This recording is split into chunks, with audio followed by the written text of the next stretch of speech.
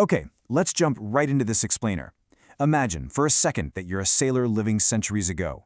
You're out on a massive wooden ship carrying all these precious spices from the coastal towns of Kerala.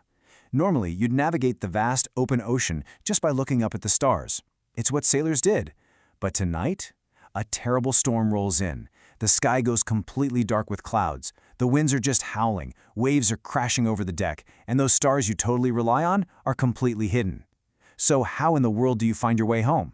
Well, this is exactly the story a young girl named Reshma was writing for her grandmother, but she got stuck. She literally had no idea how her sailors could survive the trip. So I'm throwing the question over to you. How can the lost sailors find their direction without the stars? Put your thinking caps on for a moment. If you don't have the sun and you can't see the stars, what invisible force on Earth could possibly point you in the right direction? I'll give you a hint. The secret to saving Reshma's sailors lies entirely in the incredible science of magnets. To solve this maritime mystery, here's our roadmap for today's explainer. First, magnetic versus non-magnetic materials. Second, finding the magnetic poles.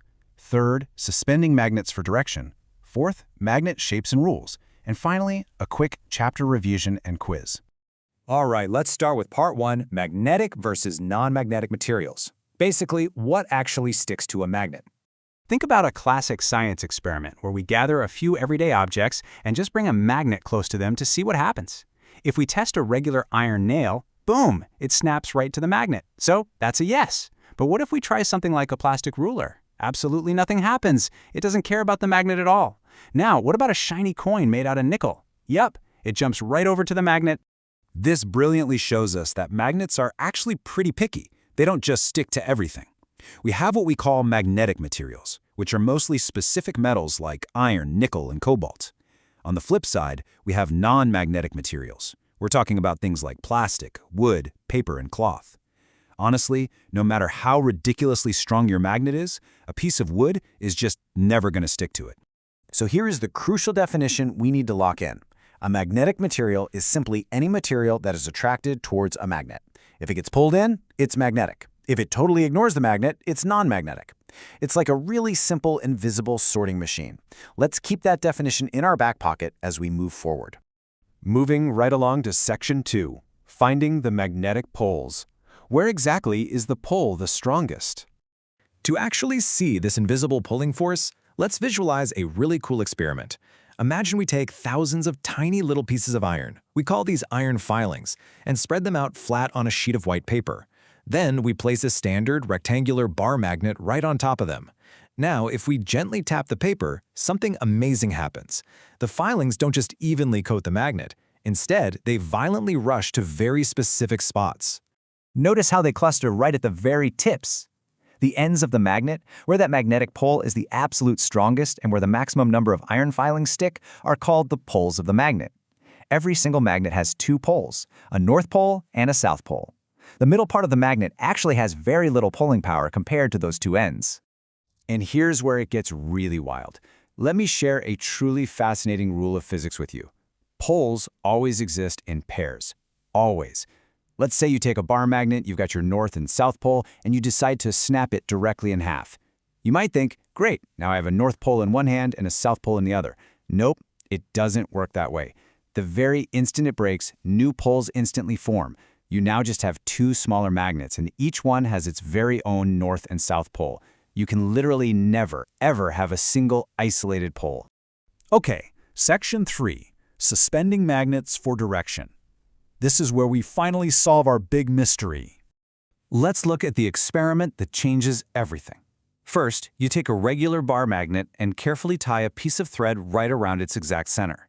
Then, you hang it up in the air so it's perfectly balanced and completely free to move around horizontally. Finally, you just give it a gentle little spin. It'll twirl around and around for a bit, but eventually, friction and gravity will do their thing and slow it down. But watch what happens when it finally comes to a complete stop. A freely suspended magnet always comes to rest, aligning itself in the exact same direction, the north-south direction. Seriously, you can spin it 100 times, push it, tap it, whatever you want. When it stops, that north pole of the magnet is going to point towards the geographic north, and the south pole will point towards the geographic south, every single time. So, taking that cool fact, How does this actually solve our sailors' navigation problem? Remember, they are completely lost at sea with no stars to guide them. Well, if they have a piece of magnetic material balanced on a little pin or suspended by a string, what do they actually have? They have a compass. The needle of a magnetic compass is literally just a tiny, freely suspended magnet. Even in the middle of a pitch-black storm, that magnetic needle will lock right into the north-south direction, guiding the ship safely through those massive waves. Mystery solved. All right, moving on to Section 4, Magnet Shapes and Rules. Attraction and repulsion. So we have the classic bar magnet we've been talking about so far, but magnets come in all sorts of fun shapes depending on what we need them for. There are disc magnets, which are super common in speakers, cylindrical magnets, ring magnets that look like tiny donuts, and even perfectly round spherical magnets. But do you remember our golden rule from earlier? No matter the shape, even if it's a weird ring or a perfect sphere, every single one of these magnets still has a north pole and a south pole. Because they have those poles, they have to follow a very strict set of rules when they get close to each other. If you bring two similar poles together, say you push a north pole towards another north pole or a south towards a south, they are going to fight you. They will actively push away from each other. In science terms, we say that like poles repel. But if you bring opposite poles together, a north to a south, they will snap together in an instant. Unlike poles attract. Opposites attract and likes repel. That right there is the fundamental law of magnetism.